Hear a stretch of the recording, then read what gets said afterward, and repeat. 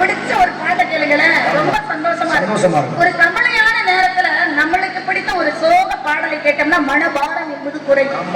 அந்த மாதிரி இந்த மாதிரி திருவிழாவில் இளவத பசங்க எல்லாம் அதுங்களுக்கு பிடிச்ச ஒரு கோமலமான அந்த மாதிரி அந்த துள்ளல் இசை என்பது எல்லாமே வந்து முறையாக செவிவழி செய்தியாக யார் போய் நம்ம கிராமத்துல ஒவ்வொருத்தர் போய் சங்கீதம் படிச்சுட்டாங்க. செவிவழி செய்தியாக எப்ப இசை முதலில் உருவாகிறது அப்படின்னா பெற்ற தாயிடம் இருந்துதான். கருவறையில் இருக்கக்கூடிய அந்த சிசுவாகப்பட்டது அப்பவே இசைக்கு வந்து மயங்குமா. அதனாலதான் கருவறையில இருந்த குழந்தையா இருக்கட்டும், கருவறையில இருக்கக்கூடிய குழந்தையாக இருந்தாலும், கல்லறையில இருக்கிற பிணமாக இருந்தாலும், ஆலயத்தில் இருக்கக்கூடிய அந்த தெய்வமாக இருந்தாலும் தெய்வம் வந்து இசைக்குத்தான் மயங்கும்.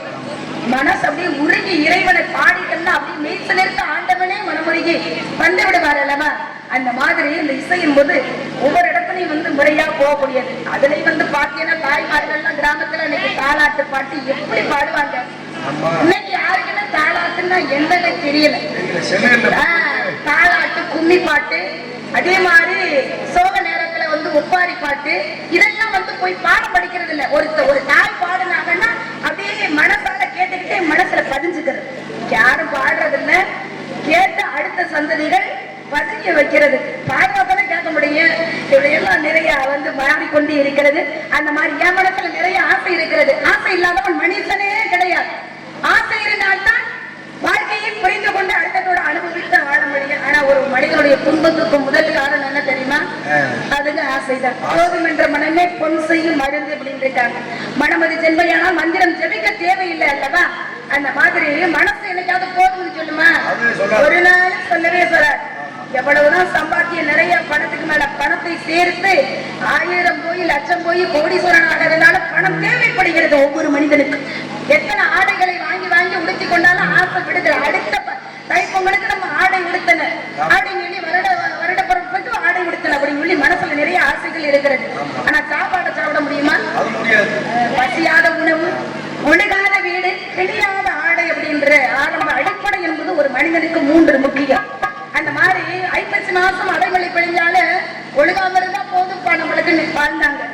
சாப்பிடுறதுக்கு பசிக்கிற கந்தையானாலும் கசக்கிக்கிட்டு, கூழா இருந்தாலும் குளித்து குடின்னு ஒரு படி கூழ் இருந்தாலே போதும் அப்படின்னு வாழ்ந்தாங்க.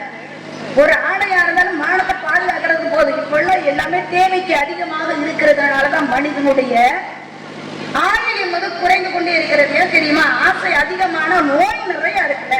40 வயசை தாண்டிட்டா 40 சின்ன 50 குழந்தைக்கு கூட உடம்பில் சர்க்கரை சத்து நிறைய இருக்கு. எதனால வருது?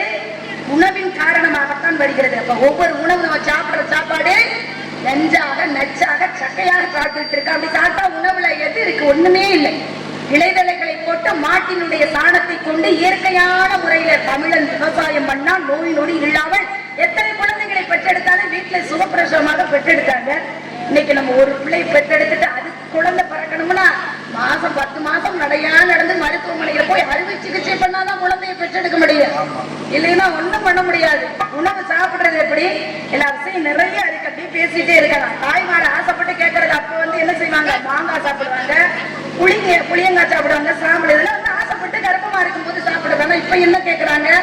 எனக்கு ஆசையா இருக்கு, போய் சிக்கன் ரைஸ் வாங்கிட்டாங்க, நூடுல்ஸ் வாங்கிட்டாங்க அப்படின்னு சொன்னா எப்படி? அதெல்லாம் சாப்பாடா? விஷத்தை வாங்கி சாப்பிட்டா அப்புறம் எப்படி இருக்கும்? தாய்ப்பாடு இல்லாமல் போய்விட்டது. நிறைய கதைகள் இருந்துட்டாலும் பேசிட்டே இருந்தா நான் அப்படியே வச்சிருக்கேன்.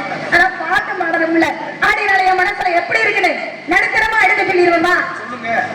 எப்படி நான் எடுக்க சொல்ல முடியல? எதா இருந்தாலும் ஆமா, எதா இருந்தாலும் எப்படி இருந்தாலும் நீங்க சரியா வச்சிருக்கீங்கல்ல. சின்ன பிள்ளைகளா இருக்கிறீங்க. இந்த தங்கச்சியை வந்து முறையா நடந்து வைக்கிறது உங்கள் பொறுப்புலதான் இருக்கு.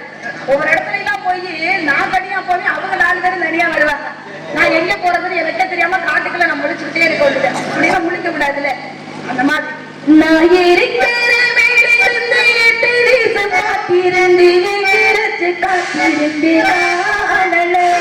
மடியேறி விட்டு ஆட பின்னோரடங்கி போன பின்ன மாங்கு படைத்து காத்து வந்து உண்டாக உண்டான ஆசைகளை உண்டார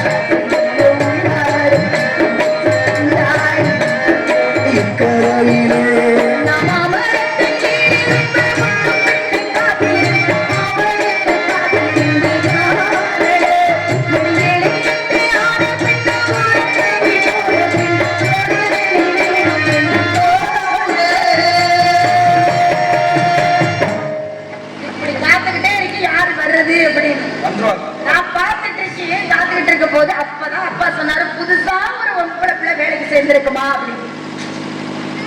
மணிமேகலை என்னோட வந்துச்சு, உங்களுக்கு தெரியும். புதுசா ஒரு பொம்பளை பிள்ளை முத்துராணி வந்திருக்காங்க. முத்துராணி, ஆமா. அவ வர்றதே உங்களுக்காக. எங்க அண்ணன் மாதிரி 7 பேருக்காக தான் அந்த பொம்பளை பிள்ளை வர்றா. அவன் வந்து நண்டவனத்துல போய் அப்படி ஆடி பாடி சந்தோஷமா நாங்க இன்னைக்கு காவல் வந்து அப்படி மகிழ்ச்சியா வந்து பண்ண போறோம். அப்படி கண்ணு வந்து பார்த்த கண்ணு வந்து வச்ச கண்ணு மாறாம அவ்வளவு அழகு. அழகுன்னு அழகு, பேர் அழகு. இந்த அழகுல மயங்கி விடுகிறதுன்னு சொல்லுவாங்கல்ல, வெளியில வந்து 4 பேர் மறக்கப்பட்டு அவ்வளவு ஒரு அழகு. அப்படியே ஊருக்கு அப்படியே சுத்துறாங்க அந்த பொம்பளை பிள்ளை அழகை பார்த்து. என்னத்த சொல்றது, பெண்ணுக்கே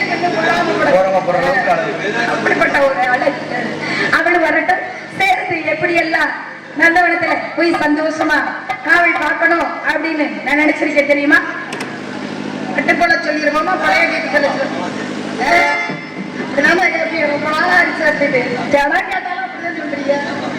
பட்டு பட்டு பூச்சி எத்தனையோ மன்னோ நட்டி வச்சு நான் பெருக்க நான் விடத்து நந்தவனோ கட்டி வைக்க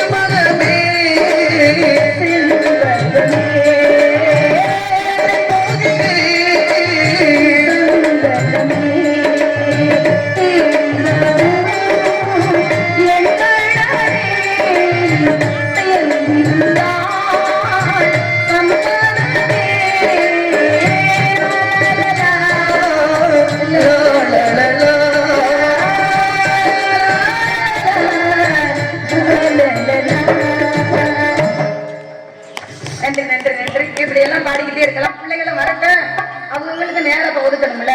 அந்த பிள்ளைங்க வந்து சேர்த்து நந்தவனத்துக்கு சிறப்பான